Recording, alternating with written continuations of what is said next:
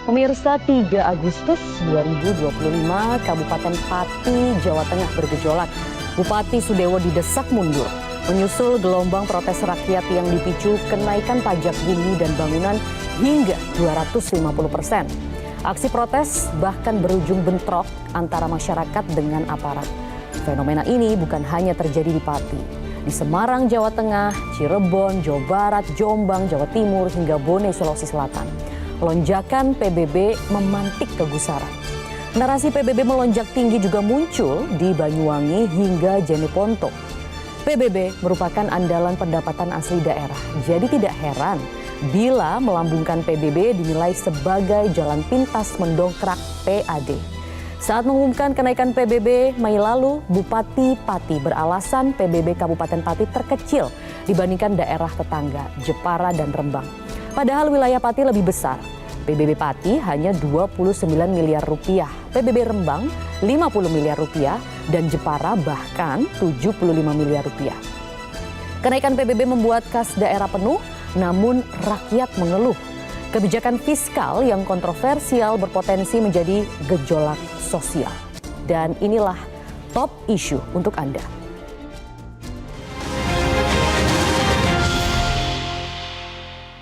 Ya, pemirsa, sudah hadir narasumber di studio Metro TV. Ada Managing Director Paramadina Public Policy Institute, ada Mas Ahmad Hoirul Umam. Selamat malam Mas Umam. Terima kasih atas waktunya, dan juga ada pakar otonomi daerah Jo Hermansyah Johan. Selamat malam, Prof. Jo. Terima kasih atas waktunya. Malam, Prof. Dan telah bergabung juga narasumber kami dari sambungan Zoom. Ada Ketua Komisi 2 DPR RI, Muhammad Rifki Nizami Karsayuda, dan juru bicara Paguyuban Pelangi Cirebon, Heta Mahendrati. Selamat malam, Mbak Heta. Selamat malam.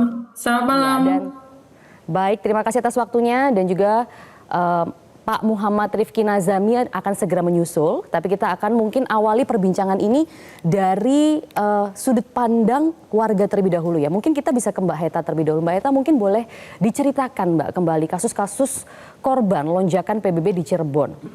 Apa yang terjadi di sana Mbak? Memang sudah terjadi 2024, tapi katanya sampai ada yang serangan jantung, stroke dan lain sebagainya. Betulkah Mbak? Jadi terima kasih atas waktunya. Selamat malam Bapak-Bapak semuanya. Kami berjuang dari tahun 2024. Emang itu terkait adanya Perda nomor 1 tahun 2004 yang dikeluarkan oleh PJ Wali Kota saat itu, yang mengatakan bahwa PBB naik untuk keseluruhannya hampir dari mulai 40% hingga 1000%. Dan perjuangan kami dimulai tanggal 25 Maret tahun 2024. Kami melakukan urun rembuk yang dimana dihadirin juga saat itu oleh Ketua BPKP dari Kota Cirebon, Bapak Mastara. Hanya saja tidak menemukan titik temu. Akhirnya tanggal 26 Maret kami mencoba mengikuti sosialisasi di gedung Sekda. Itu pun juga tidak ada titik temu. Akhirnya tanggal 7 Mei 2024 kami memohon untuk dilakukan hearing bersama Dewan dan eksekutif saat itu. Hanya saja sampai kami keluar dengan petisi kami saat itu. Ada bahkan di dalam petisi kami ada memohon untuk jika tuntutan kami tidak dikabulkan, maka adalah mosi tidak percaya kepada PJ saat itu. Hanya saja ya kembali lagi, kami hanya bisa berteriak dan kami tidak didengar saat itu. Apa yang terjadi mungkin Mbak Heta saat itu? 2024. Mungkin bisa lebih jelas lagi apa yang terjadi saat itu sampai akhirnya banyak warga yang merasa menjadi korban. Maksudnya apa yang benar-benar terasa pada saat itu kenaikannya, dan bagaimana juga misalnya dengan kualitas sarana prasarana di sana? Apakah memang ada perkembangan, Mbak? Jadi kalau ditanya ada perkembangan atau tidak, memang prasarana di Cirebon untuk saat itu memang tidak, jalan banyak yang rusak. Yang paling kelihatan adalah jalan. Dan PJU saat itu banyak beberapa titik yang mati juga. Dan kami berusaha apa yang bisa diberikan oleh Kota Cirebon, pemerintah Kota Cirebon untuk warganya. Hanya saja saat itu mungkin kami kami paham dengan keadaan Kota Cirebon yang mengatakan bahwa terjadi pendapatannya berkurang atau defisit seperti itu. Hanya saja bukan itu yang kami mau, tapi bahwa tolonglah kenaikan ini minimal tidak memberatkan masyarakat. Dan bahkan kami ada beberapa dari pejuang kami, hanya seorang tukang las, Pak. Rumahnya dinilai 1 miliar dengan NJOP-nya. Sedangkan kalaupun dijual sampai beliau mengatakan, sok Bapak beli aja rumah saya 1 miliar, kalau memang rumah saya dinilai 1 miliar. Beliau dengan pendapatan per hari hanya 100.000, belum dipotong uang makan. Beliau harus bayar PBB 2 juta sekian dari awalnya hanya 300 sekian. Baik. Bagi dia sangat memberatkan sekali. Dan Pak Surya Pranata yang mungkin kenaikannya adalah 1000%, di mana dia harus membayar dari awal ada 6,3, kemudian beliau harus membayar 64 juta. Pemerintah dengan adanya kami berteriak, pemerintah akhirnya memberikan stimulus dan diskon. Oke. Sebetulnya bukan itu, Bu. Tapi adalah bahwa perhitungan mereka terkait kenaikan PBB ini awal mulanya, bencana ini awal mulanya dari perhitungan NJOP yang tidak masuk akal. Kenapa kami katakan tidak masuk akal? Contoh dari rumah Pak Yayat itu, seorang tukang las yang penghasilannya hanya 100.000 per bulan, ini rumahnya dinilai 1 miliar sekian. Baik. Bagaimana sampai beliau mengatakan sok beli rumah saya saja, dan pemerintah jawabannya apa? Kan enak, Mbak, dengan nilai NJOP tinggi, Bapak nanti jualnya tinggi. Pertanyaan saya kepada Bapak-bapak yang ada di sini, Bapak Komisi 2, Ketua Komisi 2, apakah kami semua mau jual rumah? Ataukah kami semua akan jual aset? Kan tidak, Pak. Jadi perhitungan NJOP mereka itu memakai harga rata-rata yang diperoleh dari transaksi jual beli yang terjadi secara wajar. Baik, dipahami. Dan ini Pak Rifki sudah bergabung, Mbak Heta. Mungkin kita bisa langsung lempar ke Pak Rifki ya. Pak Rifki sudah bergabung di sini. Pak Rifki, tadi Mbak Heta menanyakan bagaimana ini, apakah memang rumah kami biarlah dibeli saja karena harga yang tidak masuk akal itu? Saya tentu tidak bisa menjawab berdasarkan kasus per kasus. Posisi Komisi 2 DPR RI sebagai salah satu alat kelengkapan DPR yang memiliki tugas konstitusional dalam urusan pemerintahan dalam negeri, kami melihat fenomena kenaikan pajak yang merupakan hak dan kewenangan pemerintah daerah, terutama pemerintah kabupaten kota di beberapa tempat di Indonesia, itu bisa dilihat dari beberapa aspek. Yang pertama, ini menandakan bahwa kemandirian fiskal daerah sangat rendah dibanding dengan transfer keuangan daerah yang selama ini diberikan oleh APBN kepada daerah-daerah di Indonesia. Kalau kita lihat portofolio 545 provinsi kabupaten kota di Indonesia, itu hanya lebih kurang 30% provinsi kabupaten kota yang memiliki kemandirian fiskal atau pendapatan asli daerahnya di atas 60% di dalam APBD-nya. Sehingga kemudian 70% dari daerah kita di Indonesia itu rata-rata sangat tergantung dari transfer dana APBN kepada daerah. Ketika APBN dilakukan refocusing dan efisiensi anggaran untuk kemudian mendanai berbagai macam program-program strategis pemerintah pusat, maka salah satu konsekuensinya adalah transfer keuangan pusat ke daerah menjadi mengecil angkanya. Dan itu yang kemudian membuat postur APBD menjadi kecil. Nah, karena postur APBD-nya kecil, sementara janji-janji kampanyenya banyak, maka salah satu ikhtiar yang dilakukan barangkali adalah menaikkan pajak daerah. Tetapi kemudian ada catatan yang kedua juga yang harus kita berikan, bahwa menaikkan pajak daerah itu basisnya tidak melihat pada kondisi realita ekonomi dan keuangan yang ada pada masyarakat. Jadi melihat pada apa kalau begitu, Pak? Daerah, ya kalau itu ditanyakanlah kepada kepala daerah yang menaikkan masing-masing. Saya belum selesai nih, saya belum selesai. Oke. Nah, karena itu kemudian terjadilah kontraksi kebijakan, baik yang disampaikan oleh masyarakat melalui forum-forum yang tadi dilihat di kota Cirebon, ada aksi demonstrasi di Pati, ya, maupun kemudian melalui jalur-jalur politik formal, melalui DPRD dan seterusnya. Nah, karena itu saya kira peristiwa yang sekarang terjadi di banyak tempat di Indonesia ini harus menjadi refleksi kita dalam konteks berpemerintahan, terutama berpemerintahan daerah. Baik. Bagaimana di satu sisi pemerintah daerah, terutama bupati, wali kota, dan gubernur yang baru terpilih tahun 2024 kemarin, itu bisa lebih kreatif dalam mencari sumber-sumber pendapatan daerah. Dan yang kedua yang paling penting adalah kita semua sebagai bagian yang utuh dari satu pemerintahan dalam negara kesatuan Republik Indonesia nggak boleh kemudian mengedepankan ego sektoral. APBN itu sekarang dihajatkan untuk banyak sekali program-program strategis pemerintah nasional pusat yang basisnya kan juga di daerah. Makan bergizi gratis itu di daerah, sekolah rakyat di daerah, koperasi merah putih di daerah. Kendati uangnya nggak dikasihin kepada bupati dan wali kotanya, tetapi kemudian di-dropping kepada para penerima.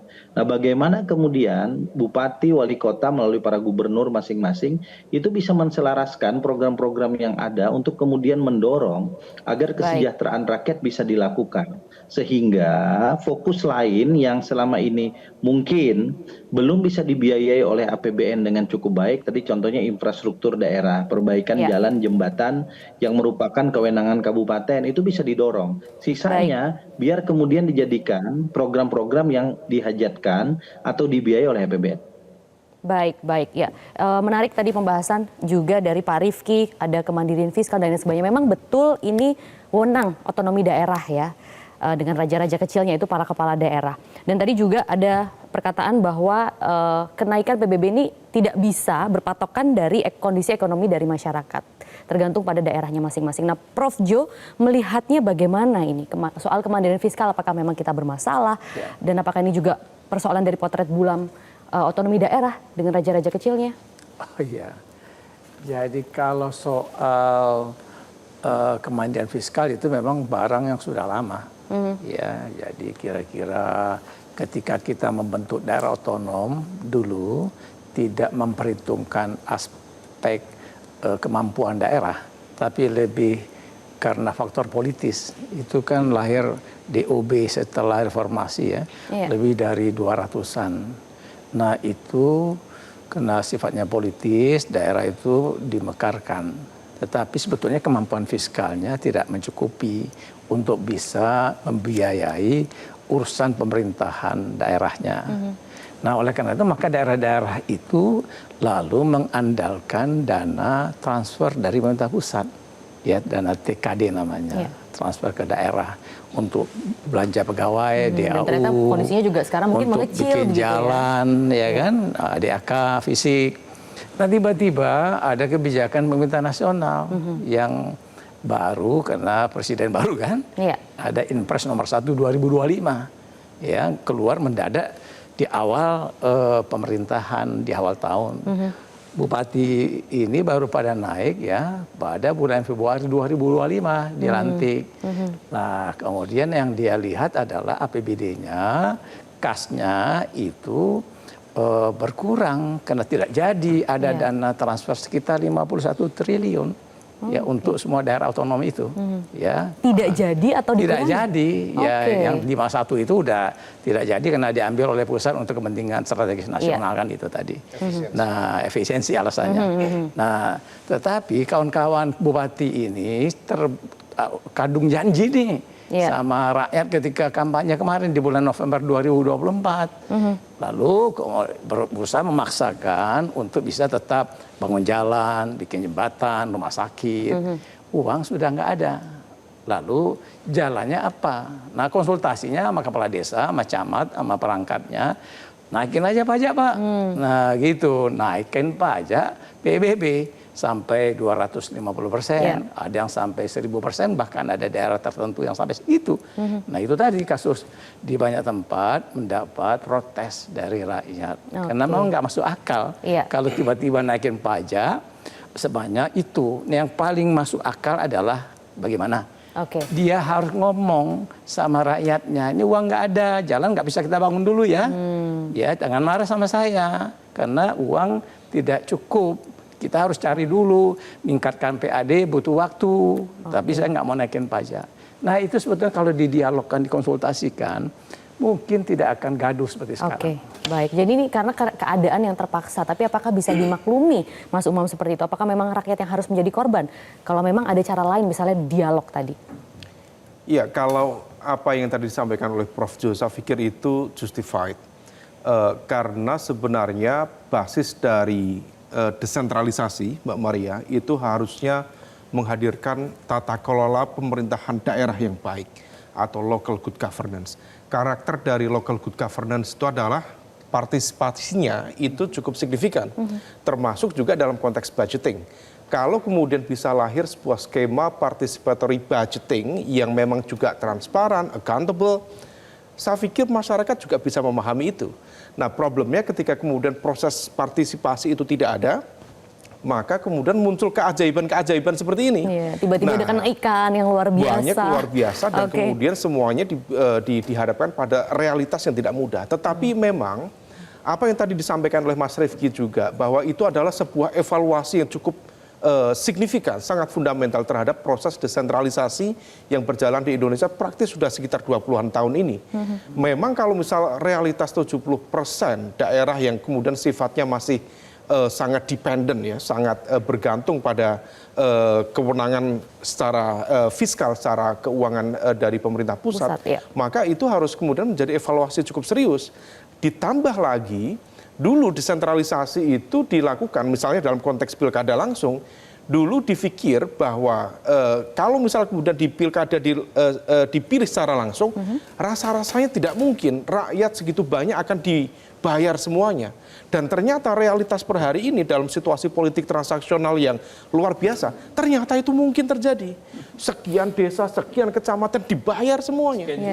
Nah, situasi seperti itu yang kemudian membuat banyak sekali kepala-kepala daerah kemudian mencoba untuk berpikir instan. Mereka tidak lagi kemudian mencoba untuk melakukan langkah-langkah yang lebih inovatif, lebih kreatif, misalnya dengan optimalisasi BUMD, kemudian optimalisasi potensi daerah lewat pariwisata dan lain sebagainya.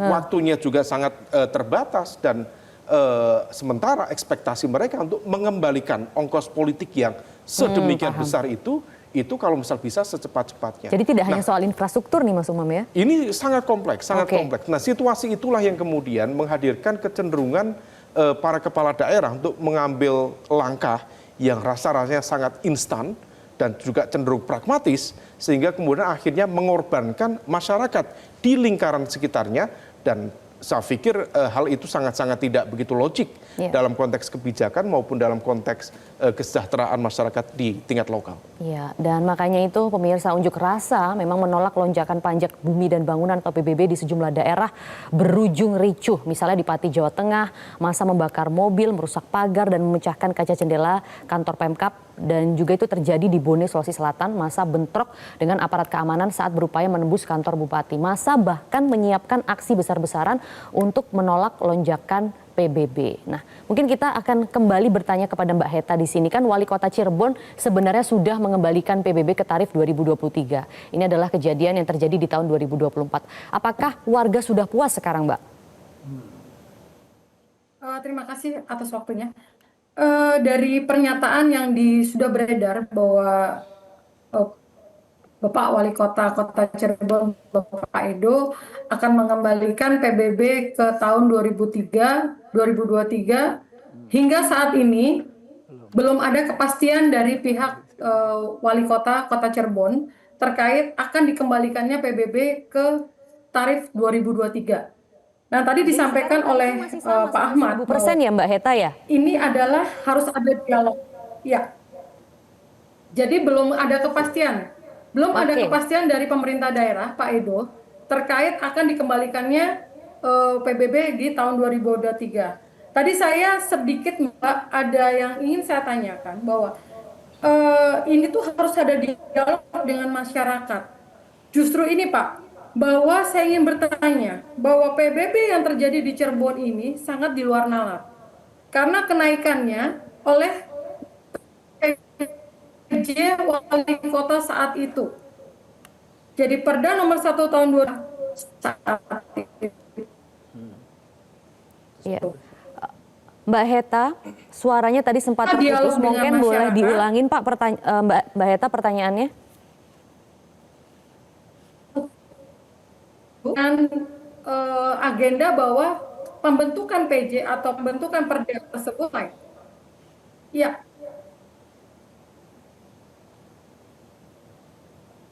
Ya, halo. Ya, halo. Pertanyaannya, halo, sudah dengar? Sempat tidak jelas, Mbak. Mungkin boleh diperjelas kembali singkat, Mbak, pertanyaannya.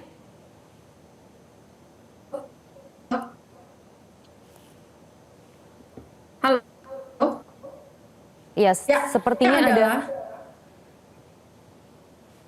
Ya, sayang sekali sepertinya ada gangguan suara dengan Mbak Heta. Nanti mungkin kita akan coba lagi. Prof Jo, ada tanggapan tadi dari soal kasus, kekhawatiran ya. Ternyata masih belum, masih belum berubah. Kita pikir sudah ini. Iya, nggak bisa juga kalau pemerintahan itu kan memerlukan waktu, ada birokrasi, ada pembuatan perkada baru. Nah itu kan sudah ada arahan dari gubernur, diskusi, arahannya konsultasi wali kota baru ya, yang menyatakan bahwa tidak akan menaikkan. Jadi dan dia sepakat. Nah itu harus ada proses untuk menerbitkan SK baru, ya perkada baru maksudnya.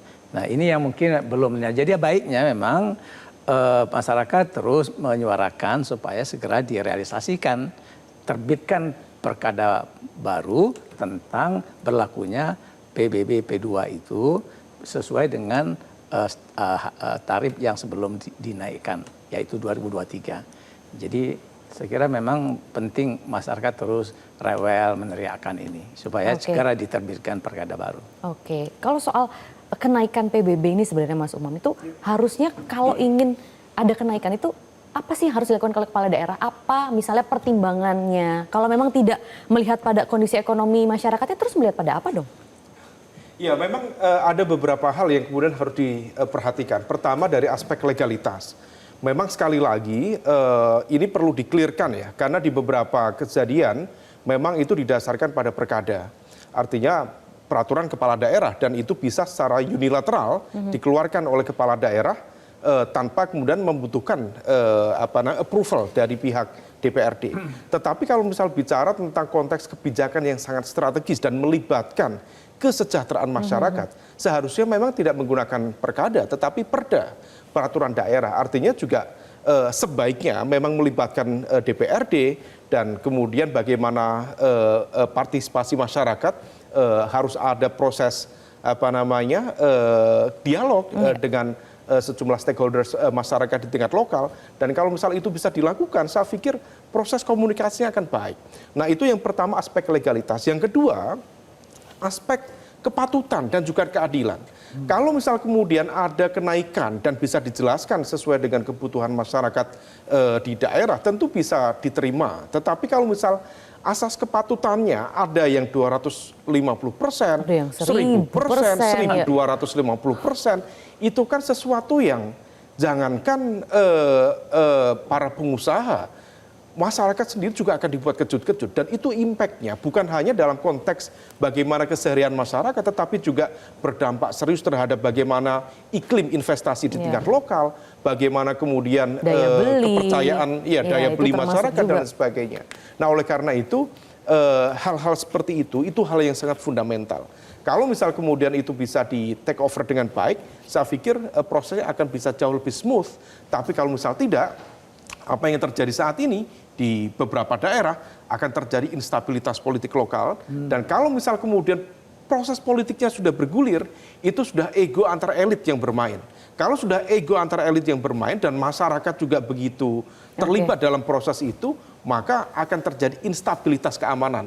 Nah, ini kita tidak berharap yang terjadi di Cirebon, di Bone, di Pati, dan di daerah yang lain itu kemudian bergulir dan akhirnya akan menstimulasi gejala-gejala revolusi sosial pada tingkat lokal yang justru sangat tidak produktif dalam konteks pembangunan ekonomi ke depan. Baik, kita masih akan lanjutkan ya. Perbincangan ini masih banyak sekali yang bisa dibahas, pemirsa, jadi jangan kemana-mana, tetaplah bersama kami.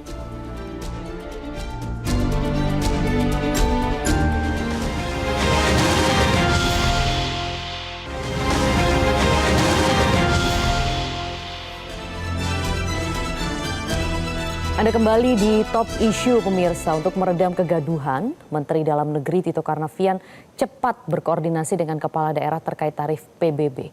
Mendagri mengingatkan agar bupati dan wali kota mematuhi Undang-Undang Hubungan Keuangan antara pemerintah pusat dan pemerintahan daerah. Mendagri juga membuat diskresi agar seluruh kabupaten kota yang akan menaikkan nilai jual objek pajak PBB P2 melapor ke Kementerian Dalam Negeri, tepatnya di Dirjen Keuangan Daerah. Kebijakan daerah yang bersifat anggaran, pajak misalnya ya, retribusi, itu ada proses sosialisasi. Kedua, mempertimbangkan betul dampak kemampuan ekonomi masyarakat. Nah, ini yang kita nilai. Jadi saya mohon rekan-rekan kepala daerah lainnya, setiap mengeluarkan kebijakan yang berhubungan dengan pajak, retribusi, jangan sampai memberatkan masyarakat. Lakukan bertahap saja. Jangan bertahap, itu selama penghitungan NJUP juga harus hati-hati. Ya. Jadi jangan sampai memberatkan masyarakat. Prinsip. Ya, Pak Rifki, mungkin dari sini kita bisa melihat apakah memang apa nih akar persoalannya sebenarnya? Apakah memang Kemendagri merasa kepala daerah ini kurang sosialisasi, agak nakal begitu ya di sini, atau sebenarnya Kemendagri yang lalai kontrol? Kalau kita membaca secara normatif ketentuan dalam undang-undang tentang pemerintahan daerah dan undang-undang tentang hubungan keuangan pusat dan daerah, memang kan kita mengenal beberapa jenis pajak dan retribusi yang kemudian dibagi berdasarkan urusan kewenangan. Ada yang merupakan kewenangan pusat, provinsi, kabupaten, kota. Nah, selama ini karena itu merupakan kewenangan dari kabupaten kota misalnya, dan produk hukum untuk kemudian menjadi dasar bagi terbitnya pajak yang merupakan kewenangan bupati dan wali kota itu bukan peraturan daerah, maka memang alat kontrol yang bisa dilakukan oleh pemerintahan yang lebih tinggi, apakah itu gubernur termasuk pemerintah pusat melalui Kementerian Dalam Negeri, menjadi lebih longgar. Bahkan hampir tidak ada kalau dalam bentuk perkada dan seterusnya. Nah, justru peristiwa-peristiwa yang terjadi belakangan hari ketika misalnya terjadi lonjakan prosentasi yang sangat besar terkait dengan pajak-pajak daerah ini membangun kesadaran kita bersama bahwa memang controlling dari pemerintah pusat kepada pemerintah daerah dalam skala dan dosis tertentu itu harus terus dilakukan. Saya mengapresiasi apa yang dilakukan oleh Kementerian Dalam Negeri, terutama Saudara Menteri Dalam Negeri, untuk kemudian menugaskan Saudara Dirjen Bina Keuangan Daerah untuk melakukan kontrol, termasuk mungkin membantu penyiapan instrumen dan indikator terkait dengan bagaimana mekanisme dan formula peningkatan pendapatan daerah, termasuk di dalamnya pajak daerah, agar pada satu pihak kita menuju pada kemandirian fiskal, pendapatan asli daerah dan pendapatan daerah pada umumnya meningkat, tapi pada sisi yang lain masyarakat tidak menjadi korban. Tadi Mas Umam misalnya memberi contoh, bagaimana kepala daerah itu mampu memerankan badan usaha milik daerah sebagai salah satu instrumen peningkatan penerimaan daerah. Yang kita juga tahu dari total 1.571 BUMD yang ada di Indonesia, itu lebih dari 70%-nya sakit. Tiap tahun minta penyertaan modal dari APBD, tapi kemudian penyertaan modal itu hanya digunakan sebagian besar untuk membiayai operasionalisasi BUMD, menggaji dewan komisaris, dewan pengawas, dewan direksi, karyawan, yang kemudian kalau kita lihat dari teori cost and benefit ya, cost-nya terus minta ke APBD, tapi benefitnya, keuntungannya dalam bentuk dividen nggak pernah dilakukan. Nah, karena itu problem ini sebetulnya problem besarnya adalah bagaimana kemampuan daerah, kepala daerah, beserta seluruh perangkatnya, DPRD, provinsi, kabupaten, kota itu mampu kemudian mengikhtiarkan celah-celah pendapatan daerah yang selama ini mungkin tidak digarap dengan cukup optimal. Pada sisi yang lain, ini juga memberikan pelajaran kepada kita semua bahwa ketergantungan APBD terhadap APBN itu tidak selamanya bisa kemudian dilakukan. Ketika Presiden sebagai the Chief of Executive, kepala pemerintahan tertinggi, ya, menginginkan ada program-program strategis nasional yang sekali lagi tadi saya katakan lokusnya juga ada di daerah, itu kemudian ternyata kepala-kepala daerah tidak sanggup untuk menginstrumentasi bagaimana kemudian program-program strategis nasional ini bisa juga dianggap sebagai bagian dari cara para kepala daerah, gubernur, bupati, dan wali kota itu bisa menyuguhkan berbagai macam hidangan program untuk rakyatnya.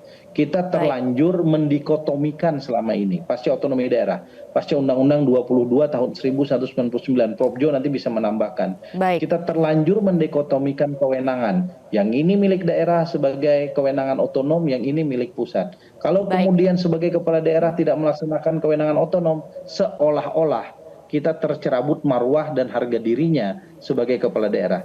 Padahal konsepsi kepala daerah dalam negara kesatuan yang berotonomi menurut pandangan saya tidak begitu. Baik. Mungkin Mas Umam silakan tanggapannya, dan juga sekaligus ini berarti peran DPRD bagaimana, check and balance-nya juga bagaimana begitu? Iya, karena kita menganut sebuah sistem ya, dalam konteks ini bagaimana eksekutif dan legislatif itu bisa menjalankan sebuah pemerintahan yang efektif. Memang di dalam konteks kebijakan publik yang strategis itu tidak serta-merta kemudian ditimpakan semua akuntabilitasnya kepada kepala daerah. Memang DPR juga harus kemudian in charge di situ.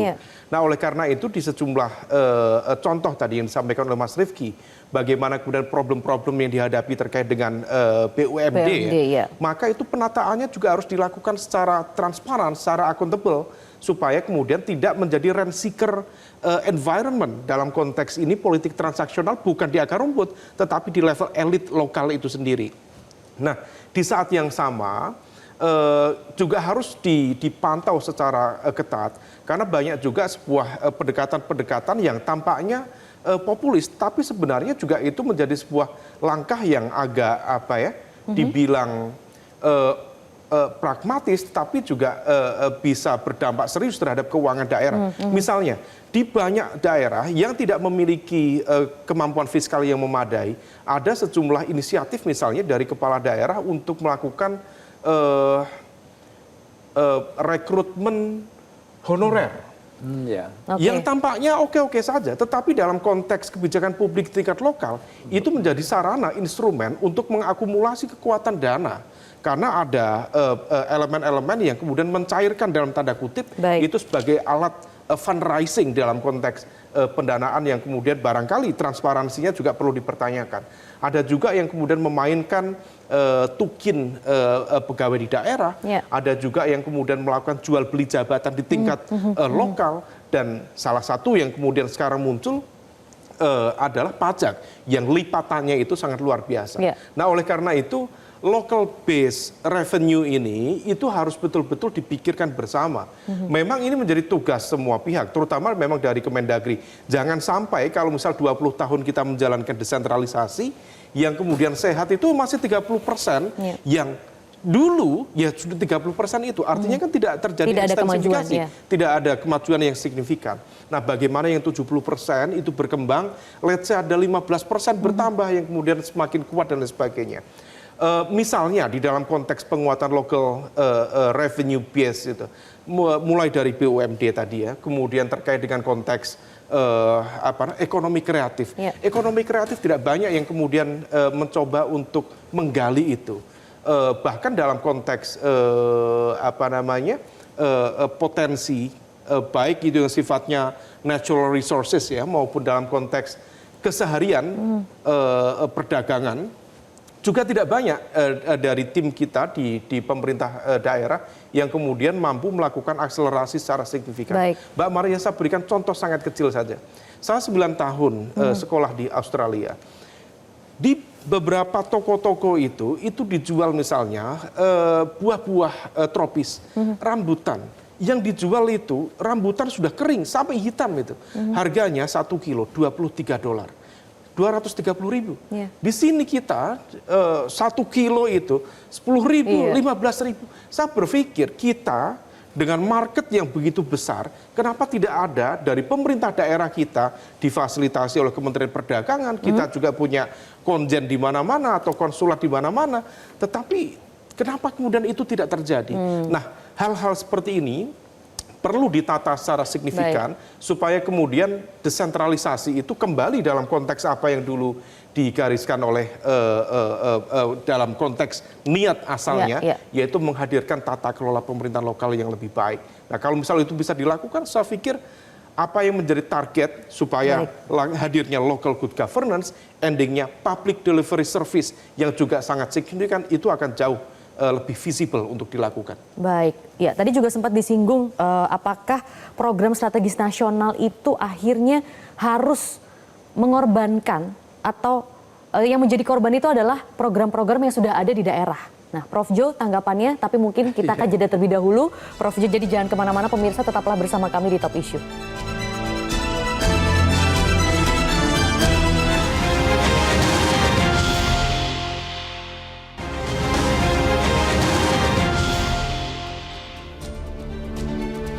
Kembali di Top Issue pemirsa, dan kita juga masih tersambung dengan Jubir Paguyuban di Cirebon, ada Mbak Heta di sini. Mbak Heta, mungkin bisa di penutup segmen ini berikan harapannya Mbak, karena ternyata PBB-nya masih sama ya, pemberatan yang dirasakan warga masih sama.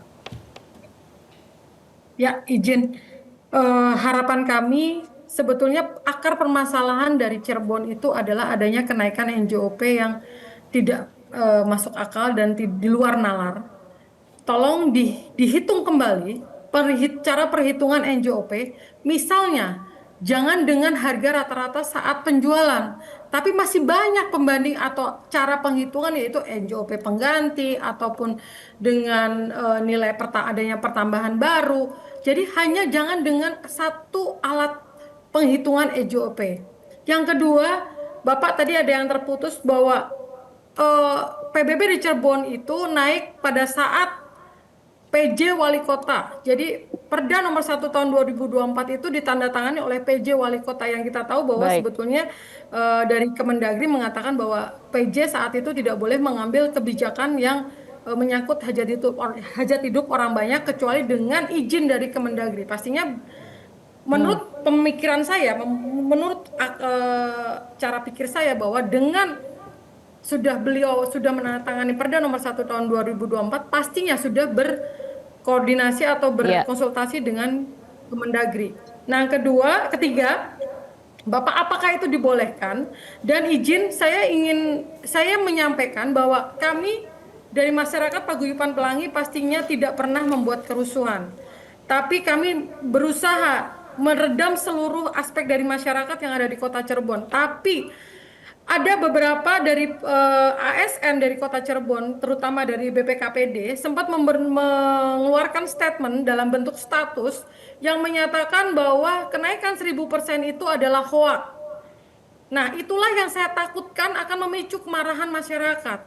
Dan saya pertanyakan, apakah pantas, apakah bijak dari BPKPD dalam arti seluruh jajarannya, saya ada buktinya, saya berani mengatakan begini ada buktinya, apakah bijak dengan membuat status dari seluruh kejajarannya mengatakan bahwa kenaikan 1000% itu adalah hoak.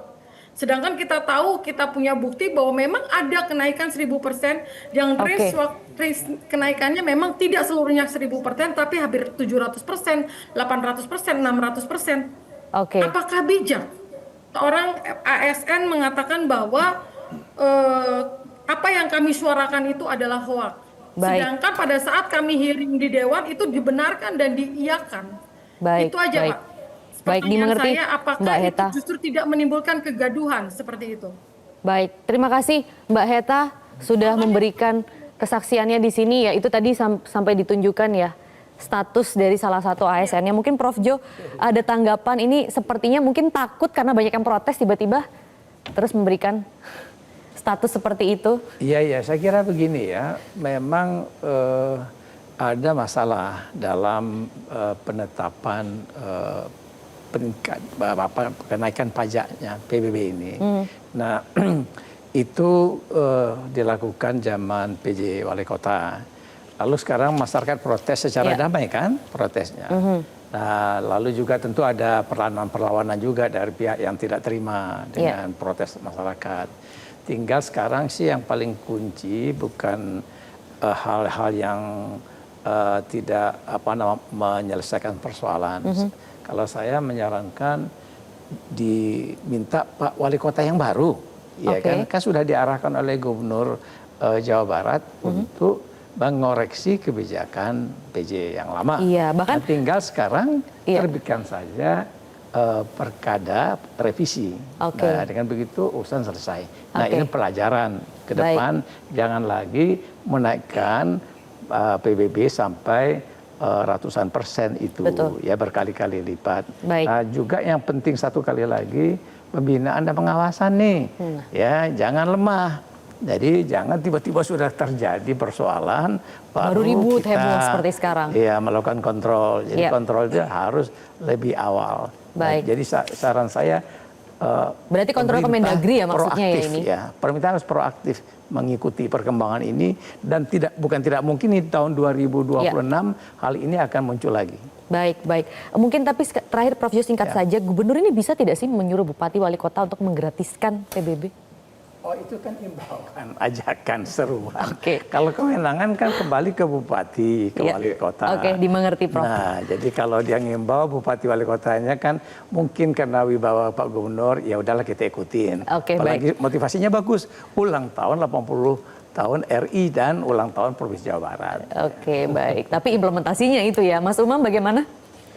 Iya, secara general kita harus memaknai bahwa pajak daerah itu sebagai sebuah instrumen pembangunan lokal yang basisnya partisipatif, kemudian juga harus ada transparansi dan akuntabilitas, bukan sebagai wajah atau ajang eksploitasi masyarakat lokal. Nah, oleh karena itu apa yang dilakukan oleh beberapa pihak dalam konteks ini pemerintah daerah harus segera kemudian dievaluasi dengan baik. Dan tadi yang disampaikan oleh Prof. Jo saya pikir sangat relevan. Kalau misal memang tadi disampaikan Mbak Heta ya, itu diklaim sebagai hoax, ya segera saja kemudian kepala daerah untuk memfollow up itu secara cepat dengan mengeluarkan perkada sebagai misalnya evaluasi atas perkada sebelumnya. Nah, oleh karena itu kalau misal ini bisa dilakukan, semua harus didialogkan dengan optimal supaya kemudian tidak ada trust yang kemudian terdelegitimasi. Dan yang terpenting, kalaupun kemudian dinaikkan, itu harus ada takaran dan standar kepatutan, disosialisasikan. Dan yang terpenting, pasca dinaikkan, kemudian imbasnya apa kepada masyarakat. Kalau kita lihat ya, sisi-sisi sukses desentralisasi di luar negeri, let's say seperti di Cebu di Filipina, kemudian di Kerala di India, atau di beberapa daerah di Brazil, selalu ada basis instrumen perimbangan antara apa yang diberikan oleh masyarakat dan layanan publik apa yang diterima oleh masyarakat. Kalau misal kemudian tidak ada layanan publik atau public delivery service yang optimal, yang memadai, yang lebih baik, ya itu bukan sebuah instrumen perimbangan, itu adalah wadah atau ajang eksploitasi yang tidak sepatutnya dilakukan di tingkat pemerintahan. Baik. Terakhir mungkin kita minta tanggapan Pak Rifki di sini. Pak Rifki, tadi kita juga sudah dengar bagaimana harapan dari salah satu paguyuban yang ada di Cirebon, Mbak Heta, mewakili warga di sini. Mungkin apa Pak yang akan coba diterapkan oleh pemerintah pusat dalam hal ini untuk kembali bisa mengontrol pemerintah daerah mengenai PBB-nya? Komisi 2 DPR RI bersama Kementerian Dalam Negeri, mitra kerja kami sangat serius melihat soal kemandirian fiskal ini. Jadi kalau diikuti rapat-rapat Komisi 2 DPR RI dengan Saudara Menteri Dalam Negeri dalam 2 masa sidang terakhir, itu kita selalu bicara bagaimana jalan keluar agar kemandirian fiskal yang tadi diceritakan 20 tahun pasca otonomi daerah, pasca diterapkannya Undang-Undang 22 tahun 1999 itu belum beranjak signifikan. Karena itu saat ini yang pertama, kami mendorong agar pemerintah segera mengirimkan inisiasi rancangan Undang-Undang BUMD ke Komisi 2 DPR RI. Dengan adanya rancangan Undang-Undang BUMD, yang juga akan disertai dengan ada struktur baru di Kementerian Dalam Negeri, ada Dirjen Pembinaan dan Pengawasan BUMD. Kami berharap ini adalah ikhtiar kita untuk melakukan penyehatan BUMD di Indonesia. Program-program strategis yang ada pada tingkat lokal, regional, itu tidak mesti dibiayai pakai APBD, apalagi pakai APBN, itu bisa dibiayai melalui investasi yang dilakukan oleh BUMD masing-masing. Tentu BUMD, catatannya BUMD-nya harus BUMD yang sehat. BUMD yang sakit akan kita bekukan, akan kita bubarkan. Sehingga kemudian ini tidak menjadi justru beban bagi keuangan daerah. Baik. Yang kedua, kalau kita bicara soal diskusi kita pada malam hari ini soal pajak, maka sebetulnya yang paling penting adalah kesadaran kepala daerah untuk kemudian mengelola tata kelola keuangan daerahnya dengan rasional, dengan accountable, dengan transparan. Mengelola daerah itu tidak beda dengan seorang ayah dalam rumah tangga. Kita harus berani cerita kepada anak-anak kita berapa pendapatan ayah, berapa pendapatan ibu. Pendapatan ayah, pendapatan ibu misalnya 10 juta rupiah, tapi kemudian kebutuhan dalam rumah tangga itu 12 juta rupiah, maka 5 juta rupiah bahkan 6 juta rupiah itu harus kemudian disingkirkan sebagai kemudian kebutuhan yang tidak priority. Nah, keberanian kepala daerah untuk mengatakan kebenaran berdasarkan kemampuan yang dia miliki, baik kewenangan maupun keuangan, itu kita butuhkan dalam kepemimpinan sekarang. Sekarang ini banyak kepala daerah yang membeautifikasi dirinya sedemikian rupa. Terlihat powerful, uangnya banyak, padahal kemudian sedang powerless, uangnya juga sedang sedikit. Hanya kemudian takut untuk tidak terpilih pada periode berikutnya. Saya kira itu polemiknya ya sebenarnya ya, yang kemudian membuat beban kepemimpinan, membuat beban kepemimpinan itu menjadi ribet. Dan yang ketiga kita harus akui juga, mungkin bisa lebih singkat, Pak Rifki. Pengawasan jangan semua dibebankan kepada pusat. Kita punya sebentar kita punya DPRD. Karena itu DPRD jangan kemudian mempunish setelah kebijakan keluar. Dia harus mampu mendeteksi pada level awal dan berdasarkan fungsi controlling yang dia miliki. Terima kasih, Maria. Controlling itu tadi ya. Baik, Managing Director Paramadina Public Policy Institute, Ahmad Khairul Umam, kemudian Pakar Otonomi Daerah Joherman Sajohan, dan juga tadi ada Ketua Komisi 2 DPR RI Muhammad Rifki Nizami, juru bicara Paguyuban Pelangi Cirebon Heta Mahendrati. Terima kasih atas informasi dan juga keterangannya bersama kami di Top Issue. Saya Maria Lizi Hasni, terima kasih atas atensi dan kebersamaan Anda pemirsa. Selamat malam, sampai jumpa.